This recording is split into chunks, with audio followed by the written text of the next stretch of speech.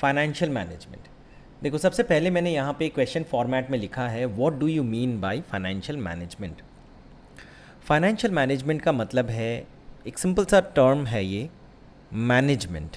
Management का मतलब to manage. There are group of people who are expert in managing different kind of situations.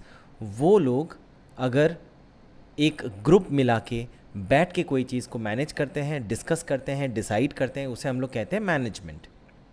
ठीक है।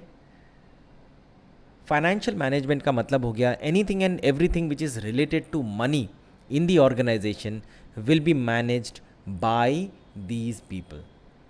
सो management, financial management मतलब क्या हो गया यहाँ पे कि इकोनॉमिक रिसोर्स को एक ऑर्गेनाइजेशन में किस तरह से आप मैनेज करोगे सो दैट आपका प्रोडक्टिविटी सबसे ज़्यादा होगा, आपका वेस्टेज सबसे कम होगा, आपका मार्केट में वैल्यू बहुत ज़्यादा हो जाएगा। ठीक है, that is what financial management is all about. So financial management में अगर हम लोग उसका मीनिंग जानना चाहें, यहाँ पे there are different kind of expert who have given their definitions या फिर देयर पर्सपेक्टिव ऑफ मीनिंग। जैसे यहाँ पे सोलोमन बोल के एक एक्सपर्ट है, उन्होंने कहा है कि financial management is concern with the efficient use of an important economic resource namely capital funds. ठीक है। उसके बाद और एक एक्सपर्ट है फिलिपैटस, उन्होंने कहा has given a more elaborate definition of the term as financial management is concern with the managerial decision that results in the acquisition and financing of short and long term credits of the firm. तो जो भी है, anything and everything, मैं कहता हूँ anything and everything which is related to funds in the organisation, वो financial management के under में आएगा। अगर आप एक प्रोजेक्ट नया ले रहे हैं बिजनेस में, so in that case how much fund do you actually need for that investment, how much fund is required, from where that fund will come, and how are you going to utilize that fund, and what is the return that you are expecting out of that project. All these decisions, all these information are related to financial management. हम लोग एक एक करके देखेंगे यहाँ पे financial management के different parts हैं। सबसे पहले फाइनेंशियल मैनेजमेंट में आता है प्रोक्योरमेंट ऑफ फंड्स। मैं तो बोलूँगा प्रोक्योरमेंट ऑफ फंड के पहले एक आता है रिक्वायरमेंट ऑफ फंड्स। मैंने यहाँ पे लिखा नहीं है वो। रिक्वायरमेंट ऑफ फंड का मतलब है कि any project when you are about to undertake, at that time you will have to decide how much money do you actually need, how much fund is actually required, आपको कितने पैसे चाहिए। ठीक है। For example, you want to establish a factory which will be producing से T shirts. ठीक है, t-shirt making factory, a textile factory which will be producing t-shirts. So in that case, how much fund are you going to require to finance that project?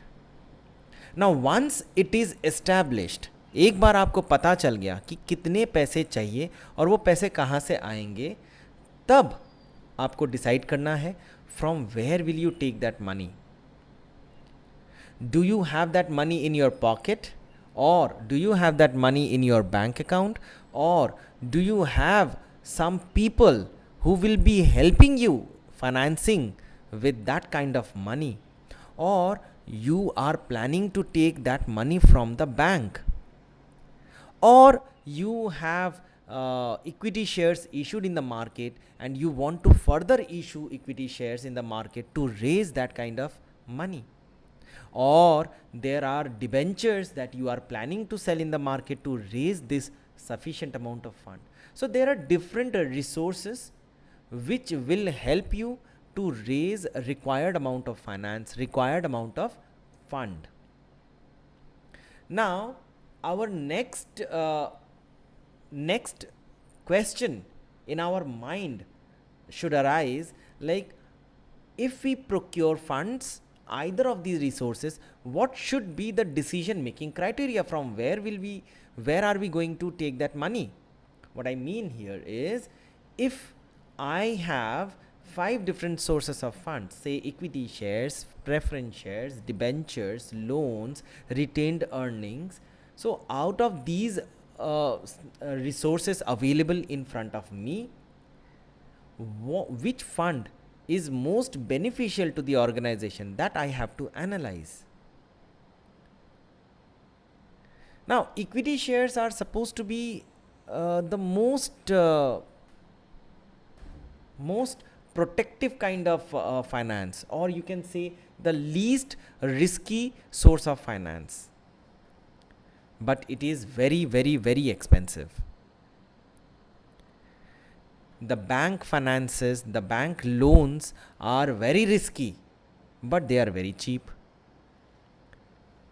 Now, how are they cheap and how are they very risky? Even if the company is earning no profit, even if the company is making losses repeatedly, the company have to pay a regular amount of interest payments, regular payment of installments to the bank. Similar situation arises in the case of debentures. So even if the company is earning no profit, absolutely no profit, since we in the past year we have seen that there are companies who could not make enough fund because the operations for half of the year, more than half of the year, was closed. So at that time it becomes very essential for the company that what decision did they took when they have financed their current investment. So if you have taken money from the bank, in that case you have to pay a regular amount of installments, regular interest payment to the bank, no matter if you have earned profit or you are suffering with loss. So in that case, bank finances are very expensive, very risky, because if you are unable to pay the installments, if you are unable to pay the interest payments, then the bank will come and close down the operations, close down the factory, close down your office, ताला मार के चला जाएगा और तुमको फिर police आके पकड़ के लेके जाएगा. That situation becomes very nasty if the company is unable to pay that amount of interest and repayment of installments. On the other hand, if you are taking money from equity shareholders, in that case the company need not bother about the repayment, because equity shareholders are considered as owners of the company. So if an equity shareholder or if an investor is ready to invest in equity shares of the company, in that case he is expecting no refund of the capital fund which have been invested by him. But it is very expensive. Now how it is very expensive? Since after payment of all fixed commitments by the company, there are fixed commitments like interest payment, salary, other expenses, whatever remaining funds is available, whatever is remaining with the company, that entire amount of fund belongs to equity shareholders. So if you distribute that amount of fund to your equity shareholders, then it becomes very it is huge if the company is making tremendous amount of profit.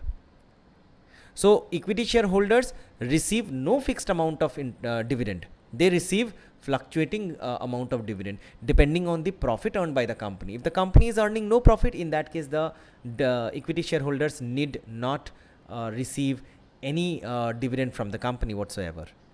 But if the company is making profit, then the dividend has to be paid to the shareholders. So the dividend which expected by the shareholders are above the interest rate prevailing in the market.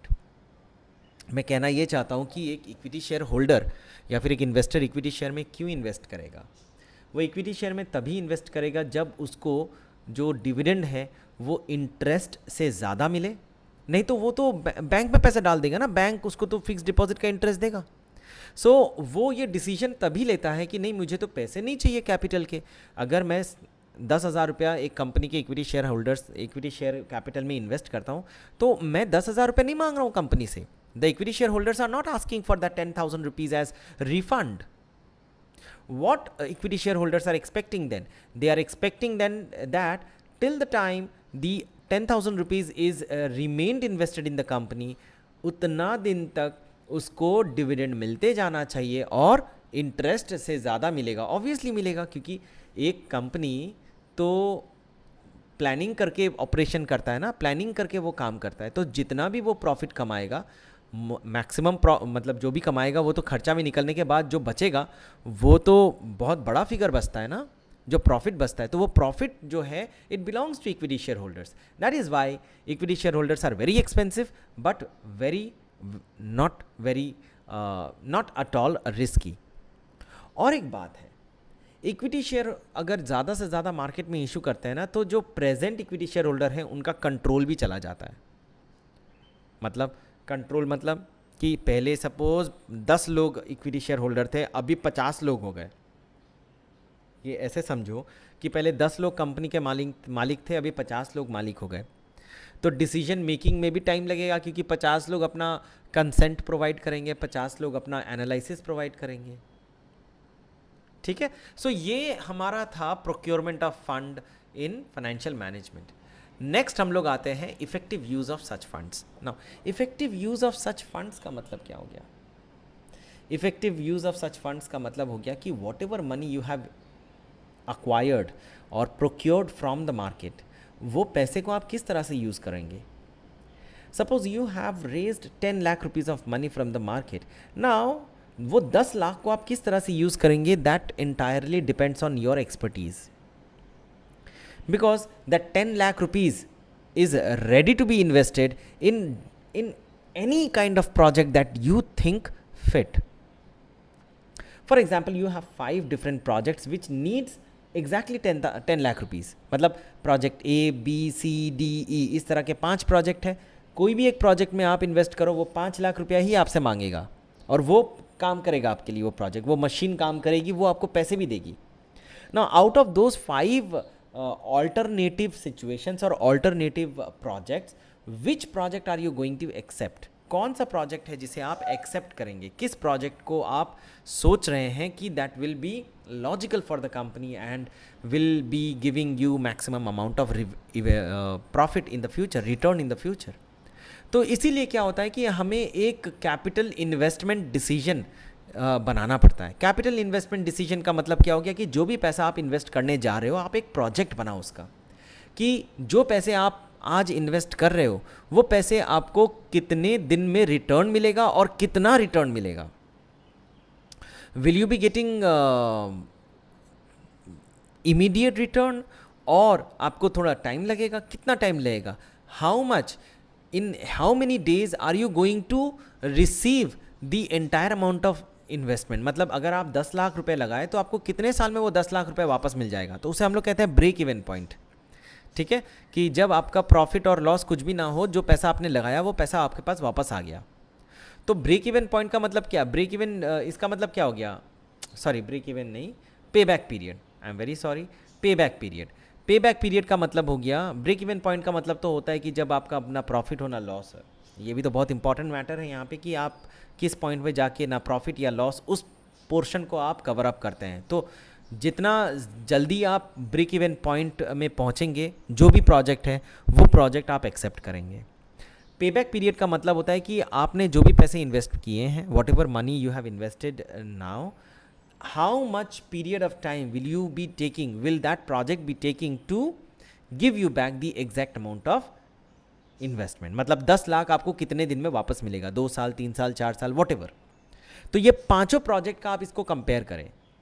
And after that, और एक बात है कि ये जो project है इसका जो जितना भी लाइफ है, सपोज एक प्रोजेक्ट जिसमें आपने इन्वेस्टमेंट किया है, that project can run for से अराउंड 10 ईयर्स और 15 ईयर्स. सो ये 10 साल 15 साल के बाद how much money in totality, how much money have you actually earned, कितना पैसा आपने कमाया. आप ये सारे प्रोजेक्ट्स का कंपेयर करिए, इसे हम लोग कहते हैं नेट प्रेजेंट वैल्यू. तो इसे आपको सारे प्रोजेक्ट के कंपेयर करने पड़ेंगे, A B C D E. whichever project is giving you maximum amount of return, उसे आप एक्सेप्ट करेंगे. तो यहाँ पे बहुत सारे फैक्टर्स हैं which tells you that which project is best suited for your organization, for your company and for your purpose. आगे बढ़ते हैं हम लोग. यहाँ पे देखते हैं स्कोप ऑफ फाइनेंशियल मैनेजमेंट क्या है. अच्छा, स्कोप में तो चलिए, स्कोप से ज़्यादा इम्पॉर्टेंट हम लोग आगे बढ़ते हैं यहाँ पे कि एक फाइनेंशियल मैनेजमेंट ये जो सब्जेक्ट है इसका ऑब्जेक्टिव क्या है। सबसे पहले यहाँ पे हम लोग देखते हैं दो तरह के ऑब्जेक्टिव हैं, एक होता है प्रॉफिट मैक्सिमाइजेशन और एक होता है आपका वेल्थ मैक्सिमाइजेशन। ठीक है, profit maximisation and wealth maximisation, इसको धीरे धीरे हम लोग देखेंगे। अच्छा, ऑब्जेक्टिव ऑफ फाइनेंशियल मैनेजमेंट में it is very important that what should actually be the objective of the organisation, the financial objective. ठीक है, सो यहाँ पे सबसे पहले है प्रॉफिट मैक्सिमाइजेशन। क्या ऑर्गेनाइजेशन प्रॉफिट को मैक्सिमम इम्पॉर्टेंस देगा ना? प्रॉफिट का मतलब क्या होता है? प्रॉफिट का मतलब होता है when a company is earning whatever operations that we are doing, उसमें सरप्लस है। Whatever cost we are incurring, उसका रेवेन्यू जो भी हम लोग जनरेट कर रहे हैं that is surplus, that is in surplus of all the cost, all the expenditures, all the expenses we have incurred. लेकिन प्रॉफिट मैक्सिमाइजेशन के केस में हम लोग बहुत कुछ भूल जाते हैं and there are lot of bad effects that may impact the organisation in the long run. Like in the short run ऐसे तो बहुत बार होता है ना कि एक दुकानदार तुमसे ज़्यादा पैसा ले लिया, लेकिन जब तुम रियलाइज़ करोगे कि उसने तुमसे ज़्यादा पैसे ले लिए तो तुम दोबारा कभी उसके पास नहीं जाओगे सामान खरीदने के लिए। So it is a situation where a customer is feeling loyal to a particular company, loyal to a particular product, लेकिन वो तभी पॉसिबल होता है जब एक रिलेशनशिप बिल्ड होता है, और वो रिलेशनशिप कभी भी शॉर्ट टर्म में नहीं बिल्ड हो सकता। सो यहाँ पे देखिए हम लोग क्या लिखे हैं यहाँ पे कि it is traditionally being argued that the objective of a company is to earn profit, hence the objective of financial management is profit maximisation. Obviously profit के बिना तो कंपनी नहीं चल सकती।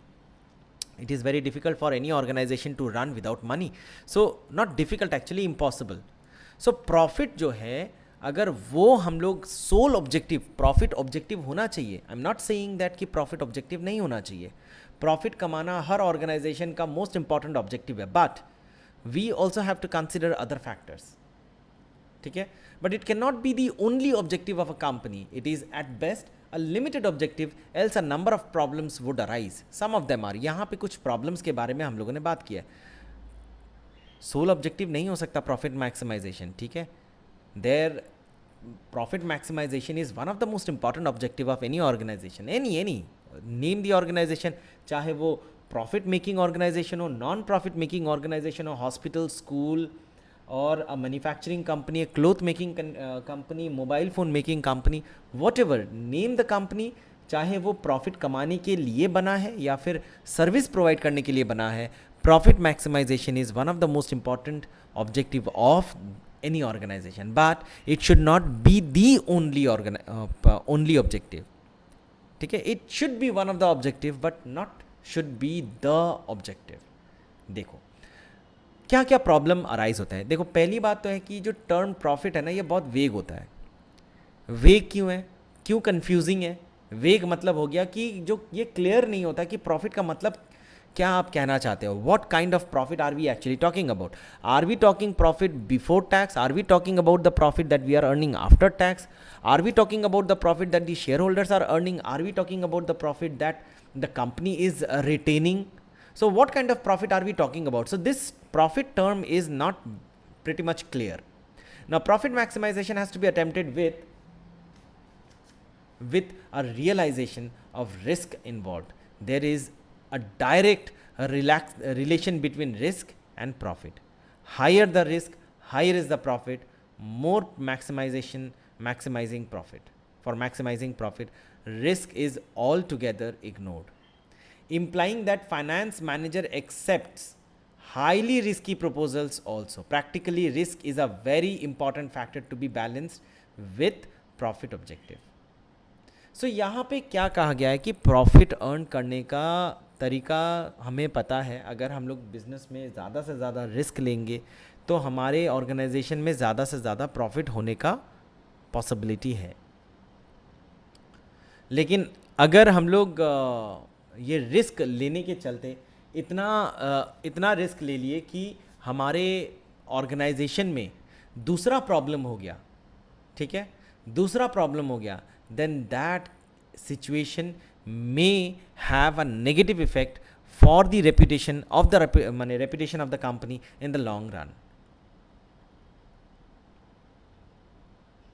तो प्रॉफिट मैक्सिमाइजेशन के चक्कर में ऑर्गेनाइजेशन जो है ना वो रिस्क को ऑल टुगेदर इग्नोर कर लेते हैं, implying that finance manager accepts highly risky proposals also. तो वो ज़्यादा से ज़्यादा रिस्की प्रपोजल एक्सेप्ट करता है. अब रिस्की प्रपोजल एक्सेप्ट करने से एक प्रॉब्लम होता है कि अगर कोई भी प्लान के हिसाब से नहीं चला तब ये पूरी की पूरी प्रोजेक्ट जो है ये डूब जाएगी, पूरे पैसे डूब जाएंगे. नेक्स्ट देखते हैं, profit maximisation is an objective not taking into account the time pattern of returns. देखो टाइम पैटर्न ऑफ रिटर्न्स का मतलब क्या हो गया कि आज आप दो ऑल्टरनेटिव प्रोजेक्ट्स हैं आपके पास. प्रोजेक्ट ए आपको 10 लाख रुपया रिटर्न देगा, प्रोजेक्ट बी आपको 9 लाख रुपये रिटर्न देगा. आप एक बार में सोच के बोलेंगे कि अरे मेरे लिए तो 10 लाख रुपए का रिटर्न वही मेरे लिए फेवरेबल है, वही मेरे को ज़्यादा प्रॉफिट देगा, आई शुड एक्सेप्ट दैट. लेकिन प्रॉफिट मैक्सिमाइजेशन जो लोग देखते हैं वो लोग टाइम पैटर्न को नहीं देखते हैं. ये 10 लाख रुपया सपोज़ आपको 10 साल में मिलेंगे और ये 9 लाख रुपए आपको सपोज़ 7 साल में मिलेंगे. ठीक है, तो 10 लाख कमाने के लिए मतलब 1 लाख एक्स्ट्रा कमाने के लिए you have to wait for 3 more years. So I think that is not logical. I think that is waste of time. You can use जो भी पैसा आपको आया for alternative projects and you can earn more money. So profit maximization from a specific project जो है management ignore कर लेता है कि जो भी पैसा हम लोग कमाएंगे वो इन टोटालिटी में वो लोग देखते हैं. ठीक है, सो ये लोग टाइम पैटर्न ऑफ मनी जो है उसको नहीं देखते हैं, इग्नोर करते हैं, जिसको हम लोग कहते हैं time value of money.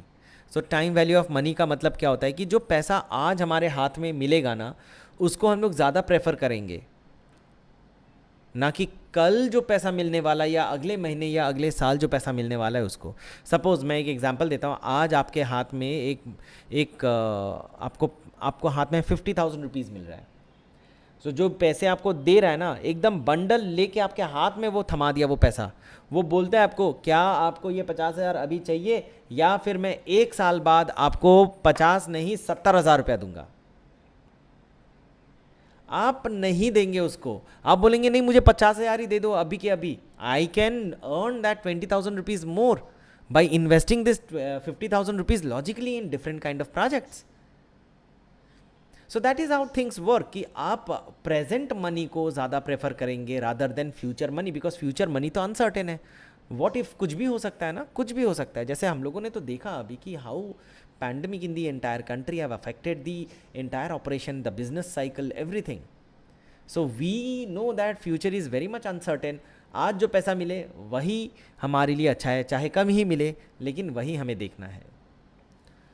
Profit maximization is as an objective is too narrow. It fails to take into account the social consideration and obligations into various interests of workers. अच्छा, प्रॉफिट मैक्सिमाइजेशन में क्या होता है ना कि हम लोग खाली प्रॉफिट के पीछे भागते हैं. वी फॉरगेट अबाउट और we ignore about the workers, we ignore about the customers, we ignore about the pollution that we are causing to the environment. We ignore all other factors which are against the society, which are against the ethics. हम लोग खाली profit कमाना चाहते हैं and that is why it is somehow we are earning more money but we are losing our social responsibility, we are losing our social face. Now on the other hand wealth maximization क्या कहता है यहाँ पे देखते हैं. Companies having profit maximization as its objective may adopt policies yielding exorbitant profit in the short run, which are unhealthy for growth, survival and overall interest of the business. A company may not undertake planned and prescribed shutdowns of the plant for maintenance and so on for maximizing profits in the short run. Thus, the objective of a firm should be maximizing its value or wealth. So यहाँ पे साफ साफ बताया हुआ है कि जो profit maximization है ये in the long run is very bad. In the long run it is going to destroy the company. We may have shut down of the company. we may close the operations of the company because of ignoring other factors which are not helping us in improving the value of the firm. Value of the firm का मतलब क्या होता है कि आपका firm का value market में इतना अच्छा हो गया कि people are buying more shares of your company, people are buying more products of your company. ठीक है. So like for example I am giving an example of a company named Tata. ठीक है. टाटा इज़ अ कंपनी, वो कुछ भी product बनाता है. We have a faith in the company that the company is always in a reputation that it makes good quality product which is very much accepted in the market. ठीक है. on the other hand if any company जो हमें लगता है कि नहीं वो तो खाली प्रॉफिट कमाने के पीछे भागता है, जिसके प्रोडक्ट के क्वालिटी अच्छे नहीं होते हैं और प्राइस भी बहुत ज़्यादा होता है, प्लस वो लोग अपने कस्टमर्स को आफ्टर सेल सर्विस भी नहीं देते हैं, प्लस वो लोग अपने वर्कर्स को अच्छी तरह से ट्रीट नहीं करते हैं, वर्किंग एनवायरनमेंट अच्छा प्रोवाइड नहीं करते हैं, तो ऐसे कंपनी से आप दूर रहना चाहते हैं. You don't want to use their product. ठीक है. So profit maximisation, wealth maximisation का मतलब क्या हो गया कि when the company as a whole is improving, when the company after satisfying all the regulations, when the company is taking care of all factors, सब कुछ को वो फैक्टर कंसिडर करता है. ठीक है. अब जब वो कंसिडर करता है सब कुछ को, तो उसका शेयर प्राइस जो है मार्केट में वो इम्प्रूव होता है. और जैसे ही शेयर प्राइस मार्केट में इम्प्रूव होता है, आपका टोटल कंपनी का वैल्यू बढ़ जाता है. सो यहाँ पे the likely rate of earning per share depends upon the assessment as to the profitability a company is going to operate in the future or what it is likely to earn against each of its ordinary shares. The capitalization rate reflects the liking of the investors of a company. If a company earns a high rate of earning as per earnings per share through its risky operations or risky financing pattern, the investors will not look upon its share with favor. मतलब यहाँ पे क्या बोला गया है कि बहुत situation में क्या होता है कि जो शेयर होल्डर्स हैं, they always analyse that the company is providing us dividend, definitely they are providing us money and the value of the shares are also very high, but at what question? If the company is taking more risk, if the company is under big amount of loan, but मतलब वो company जो है ना वो पैसे हमको दे रही है, डिविडेंड हमको दे रही है, लेकिन एट व्हाट कॉस्ट? अगर कंपनी का मार्केट में बहुत उधार हो गया है, अगर कंपनी बहुत रिस्की प्रोजेक्ट्स में इन्वेस्ट कर रही है, तो फिर investors will always see that the company is not good in the long run, we should withdraw our money. On the other hand अगर कोई कंपनी जो लेस रिस्की प्रोजेक्ट्स में टेक पार्ट करता है, जो आफ्टर सेल सर्विस में ज़्यादा ध्यान देता है, जो अपने वर्कर्स को वर्किंग एनवायरनमेंट अच्छा प्रोवाइड करता है, जो सोसाइटी में अच्छी तरह से सारे सोशल वैल्यूज़ को जो है रेस्पेक्ट करता है. मतलब मैं कहना चाहता हूँ कि अगर आप सपोज दिल्ली में आपकी कंपनी है, now if the company is establishing a factory, तो उसे ये हमेशा सोचना पड़ेगा कि उससे टॉक्सिक गैसेस निकलती हैं. अगर टॉक्सिक गैसेस निकलती हैं तो क्या वो टॉक्सिक गैसेस सिटी के लोगों को हार्म करेगी? अगर मैं सिटी के बाहर फैक्ट्री को लगाऊं तो वो हार्म नहीं करेगी. लेकिन कंपनी क्या है, for the sake of its own convenience, वो किसी तरह से ये नहीं ध्यान में रखता है कि वो जो हज़ार्ड है वो लोगों को इम्पैक्ट करेगा. वो ऐसी जगह में फैक्ट्री लगाता है जहाँ पे उसको सुविधा होगा, ना कि लोगों को. तो इस तरह से क्या होता है कि लोगों के नज़र में the company falls and the company's value of shares also falls. ठीक है.